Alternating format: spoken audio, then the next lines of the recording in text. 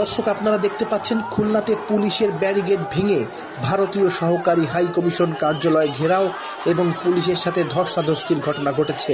আজ বৃহস্পতিবার 18 ডিসেম্বর বিকেল 4:15টার দিকে ভারতীয় সহকারী হাই কমিশন কার্যালয়ের অদূরে শামসুর রহমান রোডে এই ঘটনা ঘটে। পরে বিক্ষোভকারীরা ভারতীয় সহকারী হাই কমিশন কার্যালয়ের নিকটে বিক্ষোভ কর্মসূচি পালন করেন।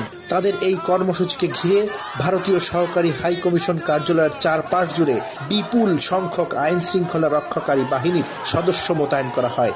এর আগে বিকাল 3টার দিকে নগরীর রয়্যাল মোড়ে জড়ো হয়ে এই কর্মসূচি শুরু করে ভারতীয় আধিপত্যবাদ বিরোধী জুলাই 36 মঞ্চ। ছাত্র সমাজকে বলে দিতে চাই, আপনারা আমাদের রথের যে জজবা, এই জজবাটাকে ধারণ করুন। সামনে কঠিন সময় আসতে যাচ্ছে, সেখানে আমরা আরো উন্মাদনা নিয়ে আমরা ভারতীয় আগ্রাসন সহ কোন বৈদেশিক আগ্রাসনের বিরুদ্ধে রুখে দেওয়া ইনশাআল্লাহ।